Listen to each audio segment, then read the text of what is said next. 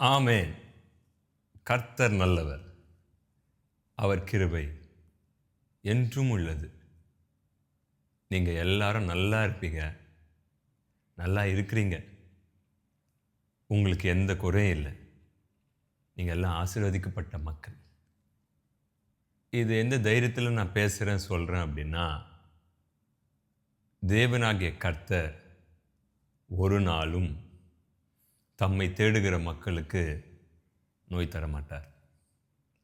வியாதி கொடுக்க மாட்டார். பிரச்சனையை கொடுக்க மாட்டார். அவங்களுக்கு அவர் எந்த தீமையும் அனுமதிக்க மாட்டார்.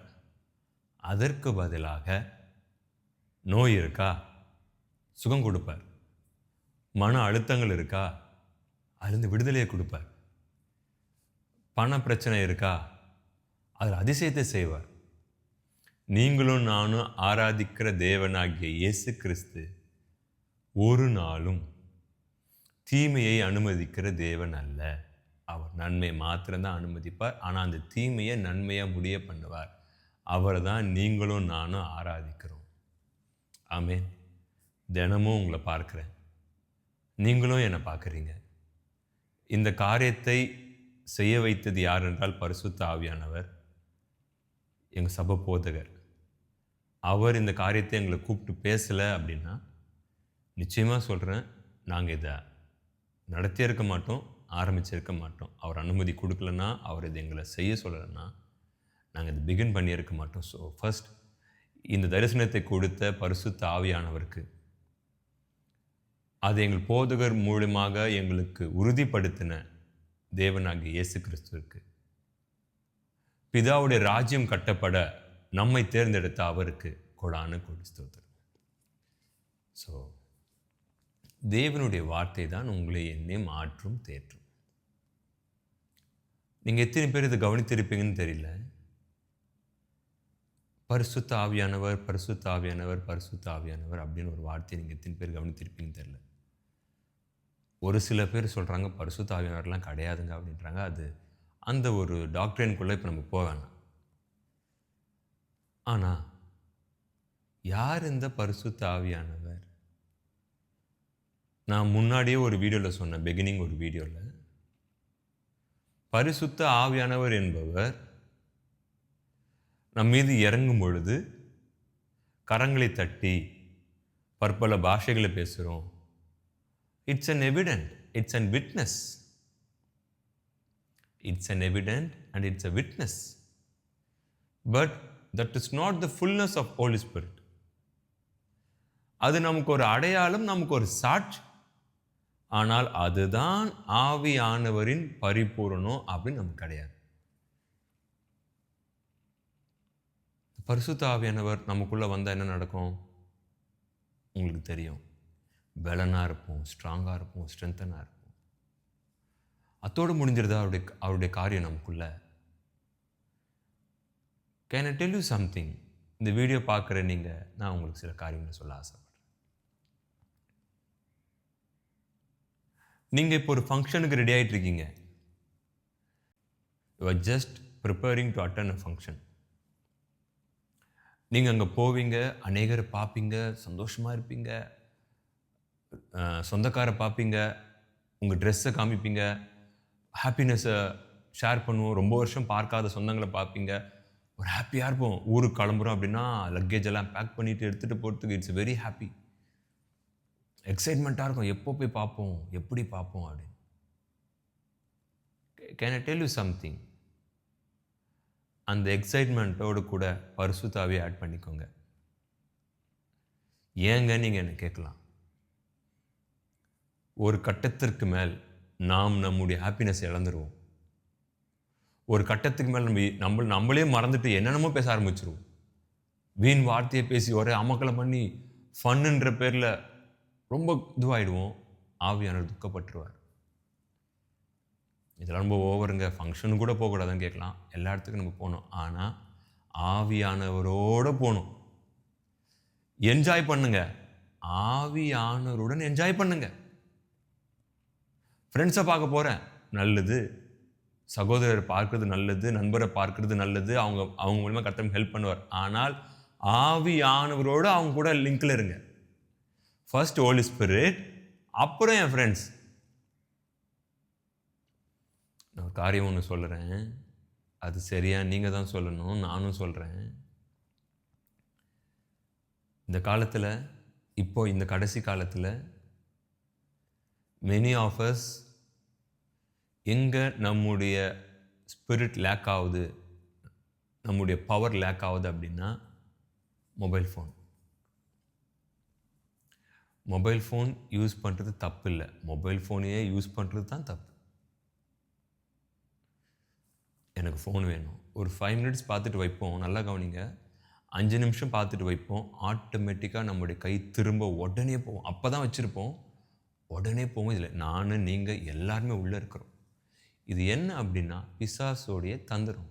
ஏன் அப்படின்னா உங்களுடைய அபிஷேகம் ஃபுல்லாக எங்கே அப்படியே ட்ரெயின் குறையுது அப்படின்னா நீங்கள் நான் ஃபோனை பல மணி நேரம் பார்த்துட்டே இருக்கிறோம். இன்னொன்று கவனிங்க, தப்பான காரியம் பார்க்க மாட்டோம், வீணான காரியம் பார்க்க மாட்டோம்.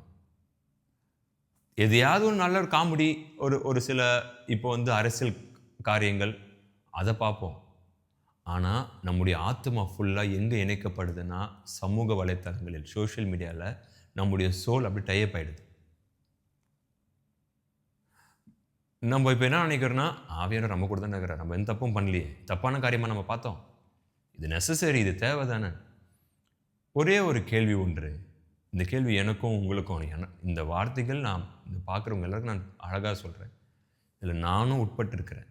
நானும் அப்படி பரிசுத்தவானாக மாறிட்டேன், அப்படியே ஆவியானவர் என்னை நினைச்சு அப்படி ரொம்ப பெருமைப்படுறாரு அப்படிலாம் இல்லை. நம்மளும் ஒவ்வொரு நாளும் நம்ம கீழே விழுறோம்.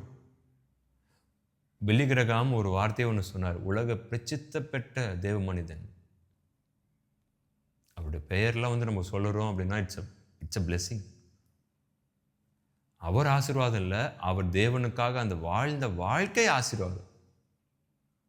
ஆனால் அவர் ஒரு நார்மலான மனுஷன். ஆனால் அந்த பாத்திரத்தை தேவனாகிய கர்த்தர் எடுத்து பல கோடிகளுக்கு பயன்படுத்தினார் பாருங்க, அது நமக்கு ஆசீர்வாதம். அப்போ அவர் சொல்கிறாரு, உங்கள் தலை மேலே பறவை பறக்கிறத பற்றி கவலைப்படாதீங்க, ஆனால் அந்த பறவை கூடு கட்ட விடாதீங்க.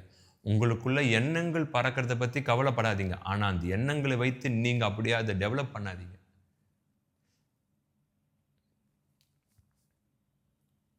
பரிசுத்த ஆவியானவர் என்பவர் கரங்களை தட்டி பற்பல பாஷை சபையில் பேசுகிறோம், குட், அத்தோடு முடியலங்க.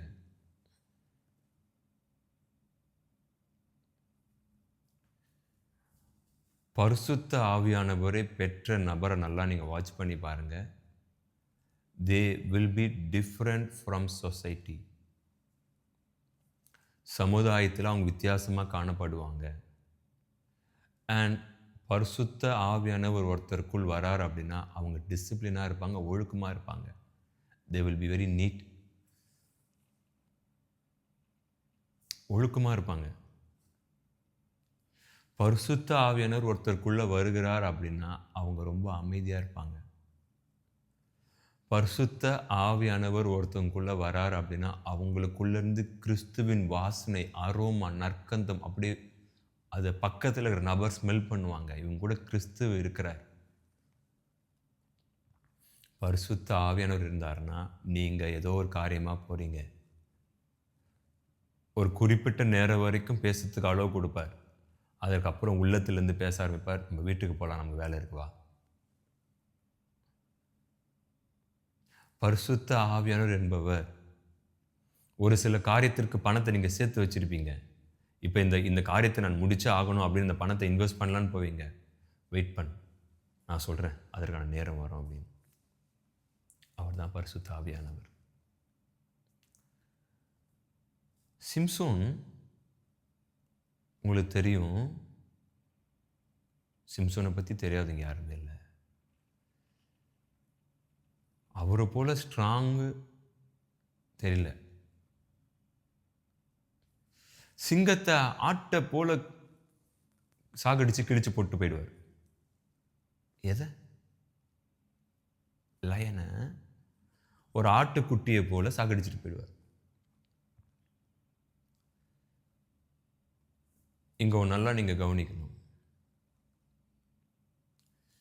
சிம்சோன் ஆட்டுக்குட்டியை சாகடித்தாரா அல்லது மன்னிக்கணும், சிம்சோன் சிங்கத்தை சாகடித்தாரா, அல்லது சிம்சோனுக்குள்ள இருக்கிற கர்த்தருடைய ஆவியானவர், அதாவது பரிசுத்த ஆவியானவர் அதற்கு பலனை கொடுத்தாரா?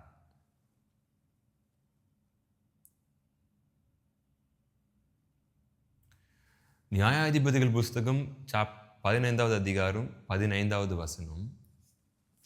நியாயாதிபதிகள் புஸ்தகம் 15:14. அவன் லேகி வரைக்கும் வந்து சேர்ந்தபோது பெலிஸ்தர் அவனுக்கு விரோதமாய் ஆரவாரம் பண்ணினார்கள். அப்பொழுது கர்த்தருடைய ஆவி அவன் மேல் பலமாய் இறங்கினதினால் அவன் புயங்களில் கட்டியிருந்த கயிறுகள் நெருப்புப்பட்ட நூல் போலாகி அவன் கட்டுகள் அவன் கைகளை விட்டு அருந்து போயிற்று. உடனே அவன் ஒரு கழுதையின் பச்சை தாடை எலும்பை கண்டு தன் கையை நீட்டி அதை எடுத்து அதனாலே 1000 பேரை கொன்று போட்டான்.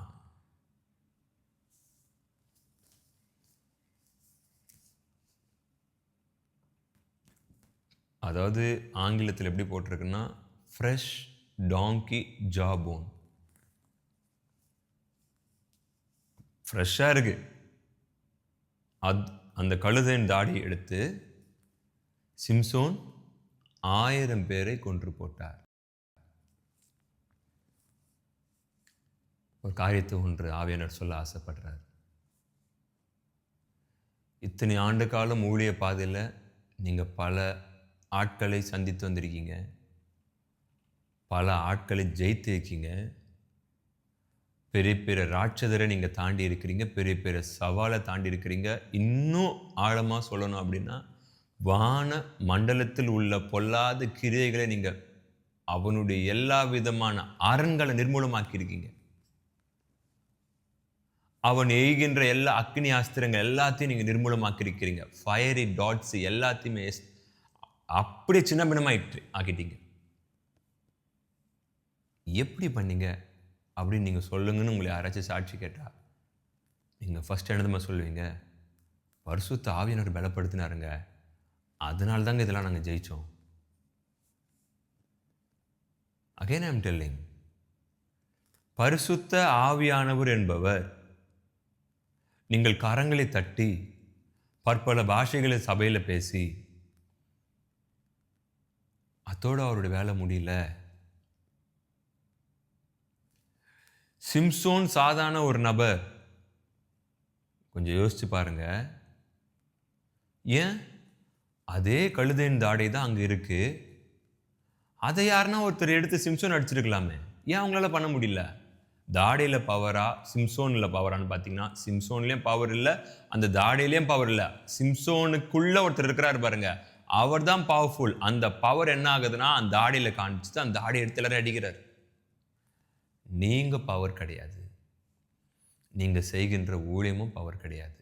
ஆனால் அந்த ஊழியத்தை பவராக செய்வதற்கு, வல்லமையாக செய்வதற்கு பரிசுத்த ஆவியானவர் உங்களுக்குள்ளே இருப்பதுனால தான் நீங்கள் நான் இந்த காரியத்தை செய்கிறோம். இந்த ஊழியம் இன்று வரை ஏன் வல்லமையாக இருக்கா அப்படின்னா, அவர் நமக்குள்ளே இருந்து கிரியை செய்கிறார். ஆனால் இங்கே என்ன ஒரு மாற்றம் நடக்க அப்படின்னா, இந்த கடைசி காலத்தில் பிசாசு எடுத்திருக்கிற மிகப்பெரிய ஆயுதம், எப்படி ஆகிலும் உங்களையும் பரிசுத்த ஆவியையும் பிரிக்கிறது வேற, மறக்க வைக்கிறது வேற. கணவன் மனைவி பிரிந்திருக்கிறாங்க, இது என் மனைவியா அப்படின்னு ஒரு கேள்வி எழும்புனா மறந்துட்டாங்கன்னு அர்த்தம். நீங்களும் பரிசுத்த ஆவியானவரும் பிரிந்து இருந்தீங்கன்னா ஒன்று சேர்ந்துடுவீங்க. ஆனால் நீங்களும் பரிசுத்த ஆவியானவரும் மறந்துட்டீங்க, அந்த ஒரு அப்படியா அப்படின்னு மறந்துட்டீங்க அப்படின்னா, அதை தான் இந்த கடைசி காலத்தில் ஒரு மகாராஜன் ரொம்ப அழகாக செஞ்சுன்னு இருக்கிறான். அவன் கூட நீங்களும் நானும் நீங்களும் அழகாக கரங்களை கோத்து, நல்லா கவனிங்க, மொபைல் ஃபோன் யூஸ் பண்ணுறது தப்பு இல்லை, வெரி நெசசரி. எவ்வளோ நல்ல காரியங்கள் நம்ம பார்க்குறோம். ஆனால் அந்த மொபைல் ஃபோனை யூஸ் பண்ணி பார்த்த பிறகு திரும்ப யார் நம்மளை தூண்டுகிறது? நீங்களா? அதே தூண்டுதல் ஏன் வேதத்தை எடுத்து வாசிக்கலாம் வர மாட்டேது? அப்போ யார் நமக்குள்ளே கேம் ப்ளே பண்ணுறா? Can I tell you something? எபேசியரில் போடப்பட்டிருக்கு பார்த்தீங்களா, 6ஆம் அதிகாரத்தில் வான மண்டலத்தில் உள்ள பொல்லாத கிரிகள் அவைகள் தான். ஏன் அப்பி நமக்கு அவ்வளோ பெரிய காரியத்தை நம்ம மேலே ஃபோக்கஸ் பண்ணுறான் அப்படின்னு நீங்கள் என்ன கேட்கலாம். நான் பதில் சொல்கிறேன், நல்லா கேட்டுக்கொள்ளுங்க. சிம்சோன் பிறப்பதற்கு முன்பதாகவே சிம்சோனை குறித்து எல்லா தரிசனத்தையும் சொல்லிடுறாங்க. மனோவா கிட்ட எல்லாத்தையும் சொல்லிடுறாங்க. உங்களுக்கு தெரியாது, உங்கள் அப்பா அம்மாவுக்கு தெரியாது, ஆனால் பரலோகத்துக்கு தெரியும். மேபி உங்கள் அப்பா அம்மா கிட்ட பரலோகம் பேசாமல் இருக்கலாம். இது எனக்காக தேர்ந்தெடுக்கப்பட்ட மகன், இப்படி இப்படி இருக்கணும், இப்படி இப்படி இருக்கணும் பேசாமல் இருக்கலாம். ஆனால் உங்கள் பரமபிதாவுக்கு தெரியும், இவன் என் மகன், இந்த கர்ப்பத்தில் நான் அனுப்புகிறேன் அப்படின்னு பேசுனதுனால தான், அவர் வார்த்தை உருவானதுனால தான் உங்களுக்குள்ள நீங்கள் அதில் பிறந்திருக்கிறீங்க. அப்போ உங்களை எப்படி அவன் சும்மா விட்டுருவான்? அமைதியா விட்டுருவானா? அடுத்தவங்களுக்கு கொடுக்க மாட்டானா? ஃபோன் கொடுக்க மாட்டானா? அந்த ஃபோனை பார்த்துட்டே அப்படின்னு அவனுக்கு பேச தெரியாதா? இதில் ரொம்ப பெரிய பியூட்டி என்னன்னு சொல்லட்டுமா? அவன் தான் காயின்ஸை மூவ் பண்ணுறான்னு உங்களாலையும் என்னாலையும் கண்டுபிடிக்க முடியாது. ஆனால் கேமை ப்ளே பண்ணுறது அவன் தான், அந்த மகாராஜன் தான்.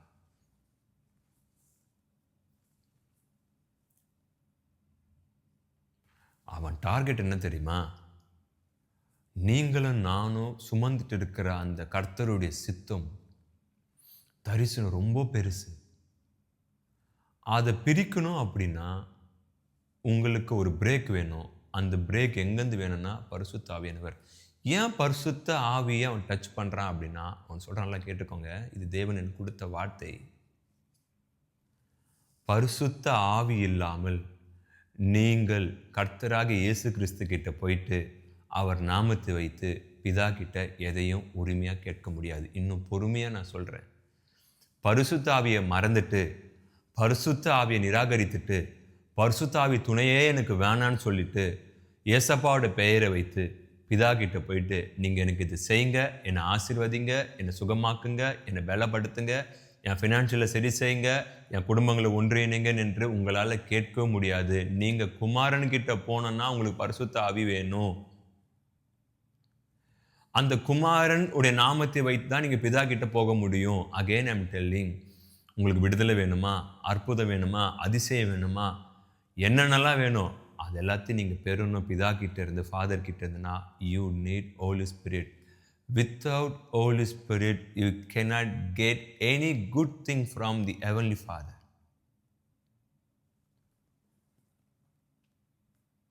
பரிசுத்த ஆவியை ஃபகட் பண்ணிட்டு, பரிசுத்த ஆவியை துக்கப்படுத்திட்டு, பரிசுத்த ஆவியை நிராகரிச்சுட்டு, பரிசுத்த ஆவியே எனக்கு வேணாம், அட போப்பா அவர் தர, அவருக்குன்னு இம்பார்ட்டன்ஸை கொடுக்காம அவரை அசட்டை பண்ணிவிட்டு, அவர் மனசு கஷ்டமாக ஆகிற மாதிரி பண்ணிட்டு, நான் ஜீசஸ் கிட்ட போயிட்டு, ஆண்டவரே உங்கள் பேரை வைத்துக்கொண்டு நான் பிதா கிட்ட போகிறேன், எனக்கு இந்த கடன் பிரச்சனை மாறணும் என்று நீங்கள் எவ்வளோ தலைகள் என்ன கேட்டாலும் உங்களுக்கும் எனக்கும் ஒன்றுமே நடக்காது. ஏன் அப்படின்னா நீங்கள் பரிசுத்த ஆவி இல்லாமல் இயேசு கிறிஸ்துவை கர்த்தர் என்று சொல்ல முடியாது.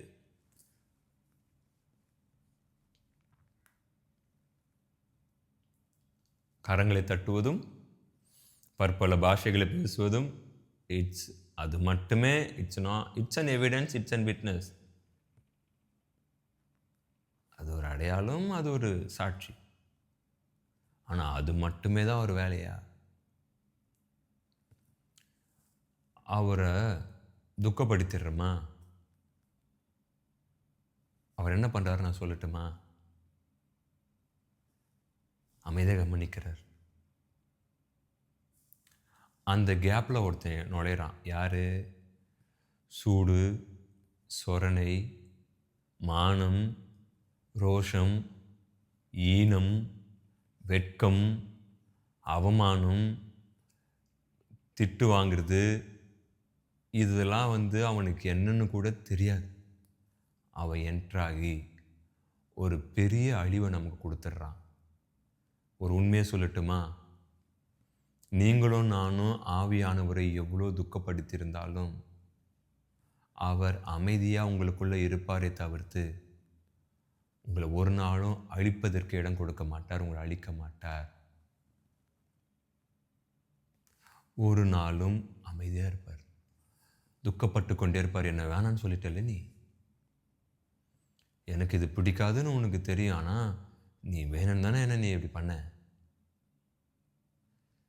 நீ நினைக்கிறியா நான் உனக்கு அதிசயம் அற்புதம் செய்ய மாட்டேன்னு. நீ நினைக்கிறியா நான் உன்னை கைவிட்டுருவேன்னு? நீ வேணா பார்க்குறியா இன்னொரு 3 நாளில் நான் உனக்கு அதிசயத்தை நடத்தி முடிக்கிறேன். நீ வேணா பார்க்குறியா ரொம்ப நாளாக போராடிட்டு இருக்கிறியே, என்னால் பண்ண முடியாதுன்னு நினைக்கிறியா? நான் யார் தெரியுமா? ஆசாரிப்பு கூடாரம் போட்டாங்க பத்தியா, அவங்களுக்கு மேகஸ்தம்பமாகவும் அக்னி ஸ்தம்பமாகவும் நான் தான் இருந்தேன். Pillar of clouds and pillar of fire நான் தான். அந்த மக்கள் நடத்தி கொண்டு போனது யார் தெரியுமா? நான் தான். உன்கிட்டயே வரேன். உனக்கு எவ்வளோ ஆபத்து வந்தது, அப்போ நீ என்கிட்ட தானே வந்த. நான் எப்பயாச்சும் நான் உன்னை தள்ளி விட்டேன்னா, நீ கேட்ட அதிசயத்தை பண்ண, நீ விரும்பின பொருள் வாங்கி கொடுத்த, நீ விரும்பின வாழ்க்கையை நான் உனக்கு கொடுத்துருக்குறேன், எல்லாமே கொடுத்துருக்குறேன். ஆனால் இப்போது கொஞ்ச நாளாக கொஞ்சம் துக்கப்படுத்துகிறேன். நான் உன்னை டிஸ்டர்ப் பண்ண மாட்டேன், நான் உன் கையை பிடிச்சலாம் இது பண்ண மாட்டேன். ஆனால் உன்னை வர வைப்பேன். எனக்கு தெரியும் உன்னை எப்படி வர வைக்கணும். அவர் உங்கள் மேலே என் மேலே அளவற்ற அன்பில் அப்படியே எக்ஸ்போஸ் பண்ணிட்டு இருக்கார். இஸ் வெரி ஜென்டில், ரொம்ப மென்மையான, ரொம்ப ராயலானவர். யூ ஒன்ட் பெக், கெஞ்சலாம் மாட்டார், அமைதியாக இருப்பார். இதே சிம்சோன் கர்த்தருடைய ஆவி அவர் மேல் வந்ததுனால ஒரு ஃப்ரெஷ் டாங்கியோட ஜாபோன், ஒரு பச்சை கழுதையின் தாடியை எடுத்து 1000 பேரை சாகடிச்சார். பட் ஆனால் 16வது அதிகாரம் வசனம் 20, அதே நியாயாதிபதிகள் 16:20 வாசிக்கிற, கொஞ்சம் கவனிங்க. அப்பொழுது அவள், சிம்சோனே, பெலிஸ்தர் உன்மேல் வந்து விட்டார்கள் என்றார். அவன் நித்திரை விட்டு விழித்து, கர்த்தர் தன்னை விட்டு விலகினதை அறியாமல் எப்போதும் போல உதறி போட்டு வெளியே போவேன் என்றான். In the beginning I said, if you receive the Holy Spirit, you will clap your hands and speak foreign tongues. It's an evidence and it's a witness. ஆரம்பத்தில் நாம் என்ன பார்த்தோம் அப்படின்னா, பரிசுத்தாவி பெறும் பொழுது நாம் கரங்களை தட்டுகிறோம், பற்பல பாஷைகளை பேசுகிறோம். இது சாட்சி, இது அடையாளம். ஆனால் அவர் உங்களை விட்டு போனார் என்பதற்கு என்ன அடையாளம் இருக்கு உங்ககிட்ட? அவர் உள்ள வந்ததற்கான அடையாளம் இருக்கு. You are so strong, inner man is so strong. நீங்கள் பவர்ஃபுல்லாக இருக்கீங்க, கரங்களை தட்டுறீங்க, அந்நிய பாஷை பேசிட்டு இருக்கீங்க. அதே நபர் உங்களுக்குள்ளே இருந்து போன பிறகு நீங்கள் எப்படி அதை கண்டுபிடிச்சிங்க? கண்டுபிடிப்பீங்க. Can I tell you something? இந்த கடைசி காலத்தில் enemy has cast his net over all the people. இந்த கடைசி காலத்தில் சத்துருவாகிய பிசாசு தன்னுடைய வலையை எல்லா மக்கள் மீதும், especially those who received the Holy Ghost, யாரெல்லாம் பரிசுத்தாவி பெற்றிருக்கிறாங்களோ அவங்களுமே தன் வலையை வீசியிருக்கிறான். என்ன வலை அப்படின்னா, மொபைல் ஃபோன். உனக்கு ஹாப்பினஸ் இருக்கக்கூடாதா? என்ன ஃபேமிலியை பார்க்க போனோட இன்னும் பரிசுத்தாவியோட தான் போகணுமா? ஃப்ரெண்ட்ஸை பார்க்க போனோட பரிசுத்தாவியோட தான் போகணுமா? சர்ச்சில் யூத் மீட்டிங் கிட்ட உட்காந்து பேசுகிறோம், அது பரிசுத்தாவி வேணுமா?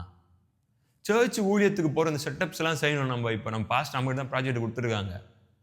இந்த ஈவெண்ட் நம்ம தான் முடிச்சு கொடுக்கணும், இந்த ரேலி நம்ம தான் முடிச்சு கொடுக்கணும், இதை பேச கூட பரிசுத்தாவியினர் போகணும், இந்த அட்வான்ஸ் பே பண்ண போகிறோம், இதுக்கு பரிசுத்தாவி வேணுமான்னு கேட்டிங்கன்னா, lakhs and lakhs and crores times you need பரிசுத்தாவியானவர்.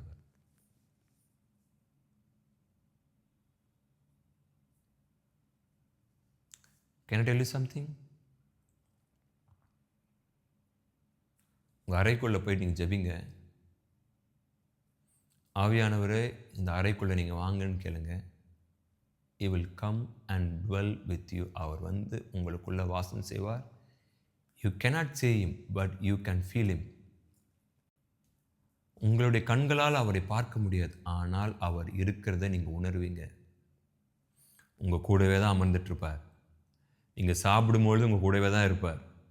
நீங்கள் தூங்கும் பொழுது உங்களையே பார்த்து கொண்டு இருப்பார். நீங்கள் வெளியே கிளம்பும்போது உங்கள் கூடவே தான் வருவார். நீங்கள் wherever you go, he will follow you. நீங்கள் எங்கே போனாலும் அவங்க பின்னாடியே வந்துட்டே இருப்பார். இதே சிம்சோன் தான் ஃப்ரெஷ் டாங்கி ஜாபோனை எடுத்து 1000 பேரை சாகடிச்சார்.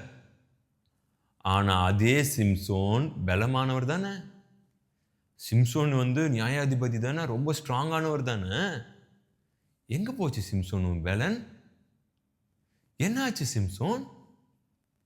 நீ தானே சிம்சோன் அந்த கழுதையின் பச்சை தாடையை எடுத்து நீ அடிச்ச. தாடையை திருப்பி தர, அடி போ. சிங்கத்தை கொடுக்கிறேன், சிங்கத்தை வச்சு அடி போ. போன முறை கழுதையின் தாடை, இந்த முறை சிங்கத்தின் தாடையை கொடுக்கிறேன், வச்சு அடிப்போ.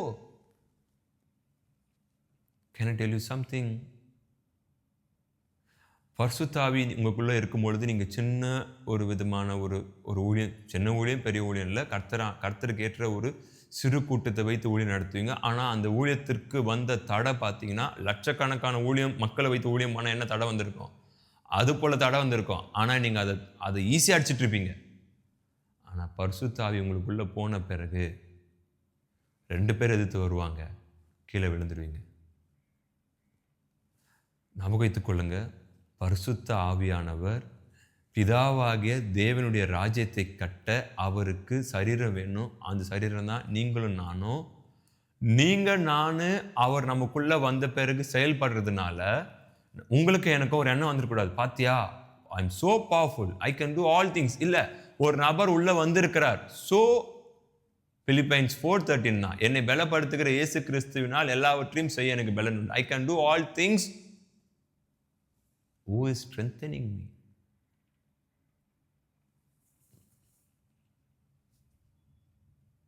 கிரைஸ்ட் தான் ஸ்ட்ரென்த் பண்றார்.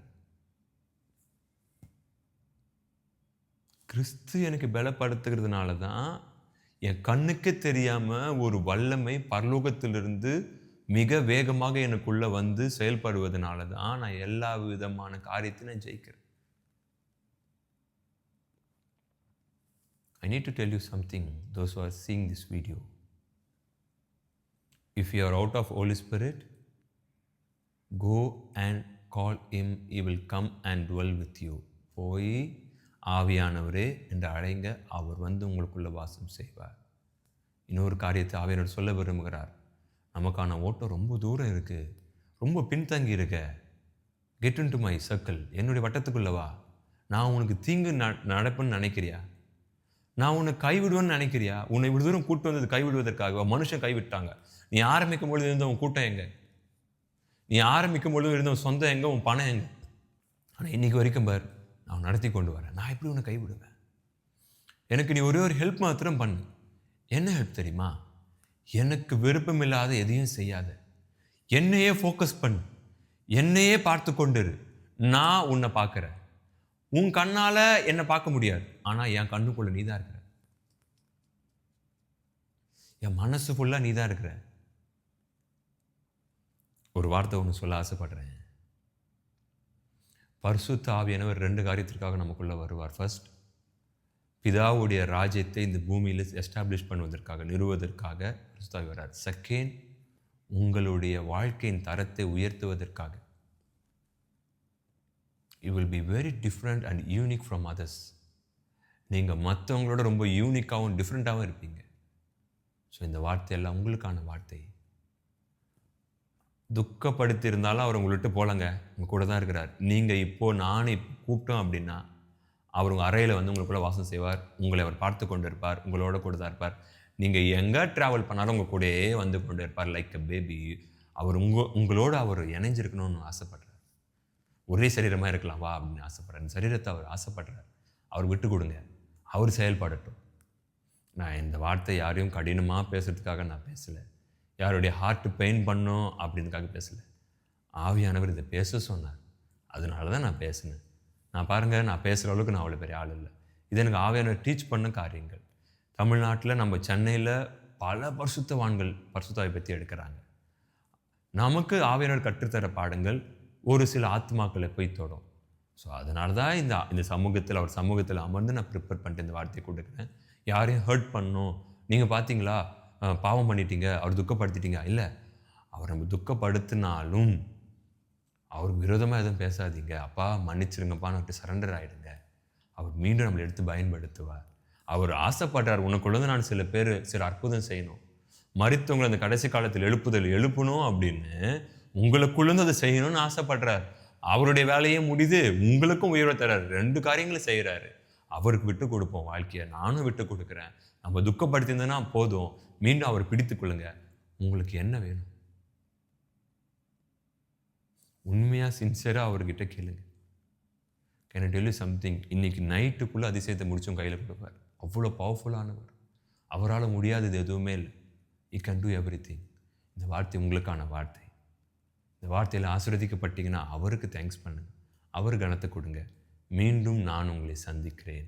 கர்த்தர் உங்களோடு கூட இருப்பார். அந்த பரிசுத்த ஆவி உங்களோடு கூட இருப்பார். அவர் துக்கப்படுத்தியிருந்தாலும் பரவாயில்ல, மன்னிப்பு கேளுங்க. அவர் வந்தார்னா தங்கி இருக்கிற அந்த ஊழியம் ஃபாஸ்ட்டாக ஓடி வந்திருப்பீங்க. ஏதோ ஒரு காரியம் நடந்துகிட்ருக்கோம், அப்படியே நின்றுட்டுருப்பீங்க, லேக் ஆகிட்டுருப்பீங்க. பரவாயில்ல, பவர்ஃபுல்லாக மெசேஜ் எடுப்பீங்க. இப்போ அந்த பவர்ஃபுல் இல்லை, அந்த பவர் லேக் ஆகிடுச்சு, அப்படியே குறைஞ்சிருச்சு. ஆனால் அவரால் டபுளாக தர முடியும். பலத்திற்கு மேல் பலன், மகிமைக்கு மேல் மகிமை, கிருபைக்கு மேல் கிருபை அந்த பரிசுத்த ஆவியால் தர முடியும். அவர் ஏதோ சிம்பிளாக நினச்சிட்டு இருக்கீங்க. அவர் எதிர்க்க ஒரு பெரிய மலை இருந்தால் அந்த மலையை அப்படியே சுக்குள் நூறாக உடச்சிட்டு போயிட்டே இருப்பார். அவர் தான் பரிசுத்த ஆவியானவர். அவர் தான் உங்களுக்கும் எனக்கும் தேவை.